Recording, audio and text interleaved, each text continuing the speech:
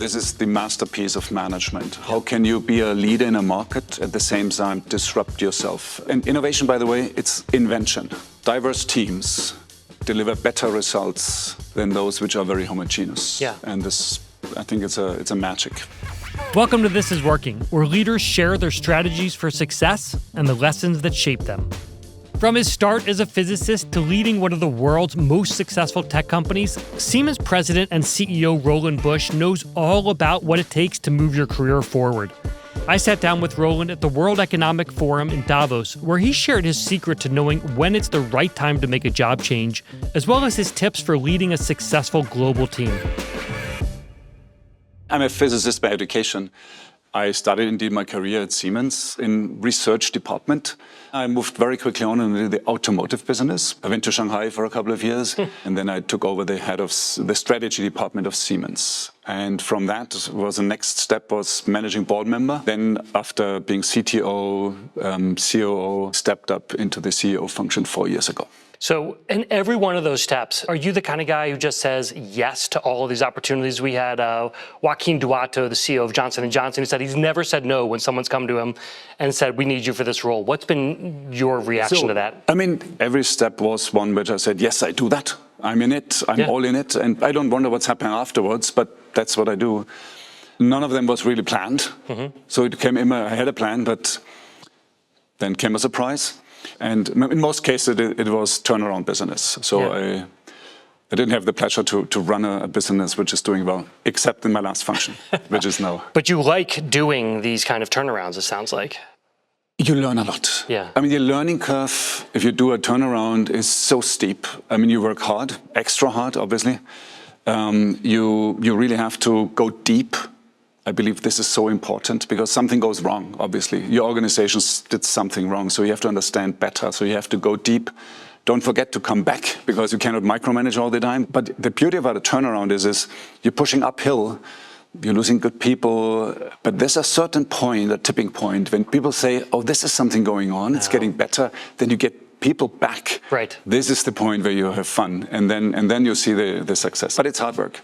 How do you foster a culture of innovation and continuous learning? If you don't spend money on R&D, you cannot innovate. So we are, compared to our peers, we are spending in absolute and relative terms more. Okay. And innovation, by the way, it's, don't mess it up, it's invention.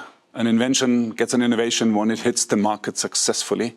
So therefore, you really have to make sure that don't people mess it up and they say they have a great product, but it doesn't sell. Right. So you really have to go all the way through. And that's something what we can encourage people also to go with if they're in research and they go along with their technology into a product and they move on. And this is such a great experience if you see people growing with their product. On the topic of innovation, how do you maintain a balance between bold thinking and practical execution when leading such a massive global workforce? So, you're looking around, you see really cool things, you want to do these, but you also have this massive business that has to keep delivering. How do you think about it? This very good question, by the way, because this is the masterpiece of management. How can you be a leader in a market at the same time disrupt yourself? And there's so many examples which failed. I mean, take Xerox, Kodak, or even Siemens. We have our own failure. We have doing communication networks. And we badly failed because we didn't ride the wave. If you think this disruption is all about having the best product, that's only half of the story. The other half is, does your sales force sell it? Because Kodak, I mean, these guys were geared for selling these film rolls because they made a hell of a money out of it. Why would you ever sell a digital camera? Right. So it wasn't like they missed the digital camera. They just couldn't get it to market. Right. Kodak had the best digital camera, but their sales force were just saying, I mean, actually they should have set a completely different sales organization and let it go. So therefore, have that in mind, that it's not only technology, it's also the way how you go to your market. Interesting. And then you have to make sure that you have certain people who are running on this incremental innovation, as I say, running your business, make it better every time, which creates the money. And then you have to create an environment which allows others on the side to grow fast. Very often you have another mistake. The running business is a big business. You deploy your best people. If you want to build a new product, you need an A team. You need to encourage an A team, put incentives behind and let them go, and put them a little bit aside of the organization and let them do the trick. Is that hard though, as a CEO hard. to say like, oh, these are my best people, I'm now going to pluck you from this? It's hard. And put you over here? Your line manager would never let go. Right. If you let them say, they say, oh, well, I have a good person here. Exactly. Well, I mean, I need a better one. Yeah. No, you have to, this striking this balance is very, very difficult. And again, the more successful you are, the harder is it to disrupt. That's a time where maybe a manager has to go a little bit deeper and really understand what's happening on the ground and protect your little baby. How does Siemens balance fostering long-term employee growth with attracting new talent? There's a positives and negatives in both. No? I mean, if you just go inbreeding, it's not good. If you bring people always from the outside, it's hard to develop a culture to some extent. So I think you have to do both. You have to, first and foremost, to create an environment which is easy to integrate. But getting people from the outside world is very important. You have different insights, different perspectives. Technologies are developing so fast in different places. My experience is diverse teams deliver better results than those which are very homogeneous. Yeah. And this, I think it's a magic, what you see. Is there a secret to if you are an employee who has maybe come in from an acquired company?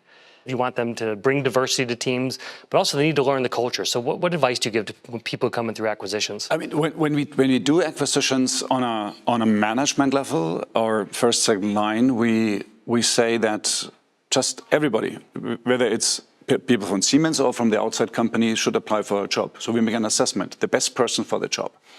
So it gives an opportunity for the people coming in. And the second one is, I do believe it is important to start building your network because as you go along, build your network, you start understanding people, you engage, then you start embedding yourself in a new environment and understanding how this company works. What part have sponsors or mentors played in your career in terms of securing internal moves? If you really want to make a career, want to move fast, you need somebody who obviously knows you, who trusts you, and gives you the chance of a double stretch in your career. And these are the pivotal moments in my career. My first P&L, when I run this kind of troublesome business on multimedia systems. I never developed a multimedia system before. I was never working on the shop floor where these guys are assembled. I never worked as a sales guy in this multimedia business. But my boss at the time, he said, I trust that you can do that. It was a big risk placement. I mean, give me a 1 billion business, which is completely screwed. And he said, I trust you can do that. The next 3 years were a hell of a work. I was learning like hell. I was not only running the business, but at the same time, I put myself in the project management of the most critical project. It was a 5 Series BMW launch of a multimedia system. And I tell you, this was part of really a career step. You need these moments where you have a double step kind of. Roland, if you had to reverse engineer it, what did you do or how did you put yourself in the place that that mentor said, it's a good bet for my career to make a bet on Roland?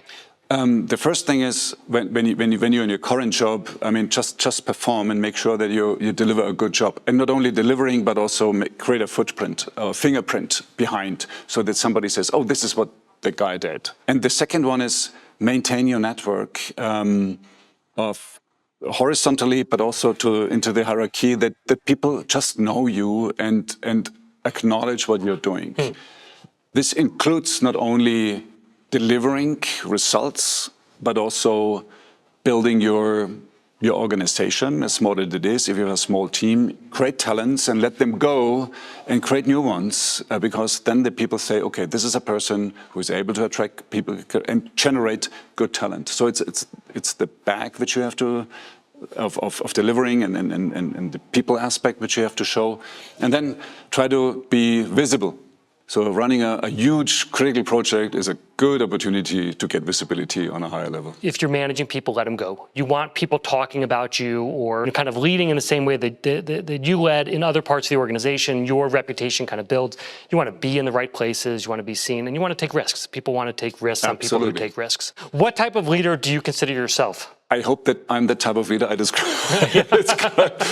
Hey, there's one more point. In my career, I saw different personalities and leaders being successful their own way. Extroverted, introverted. Some guys who are maybe deep in technology and still, I mean, the people element has to be there always. and others aren't. And so therefore, don't believe that there's a picture of a leader. Certain traits, values is good, honesty, you should treat people like you would be treated, inclusion, and so on. However, I believe that what I'm good at, I do have a growth mindset. I'm learning every day. I'm really curious. I want to learn. The second one is empowerment. I can let go. I can manage a business, and if somebody says, I do it a different way, if it's not really putting a company at risk and you say, well, this is really wrong, then I interfere. But other than that, I say, okay, why not? Why do I believe that I know it better than the person who's in charge? And anyhow, if he does it his way, accountability comes with it. So, and the last thing, what I believe what I can do is, if needed, I can go as deep as you want, down to the bytes of the software, the architecture, or of a train. But I always come back. Yeah. I'm not micromanaging. I think this is something what I would give as an advice too, is you sometimes have to go very deep. Right. That's good. We'll return in a couple weeks for the second half of my conversation with Siemens President and CEO Roland Busch. Till then, be well and stay curious.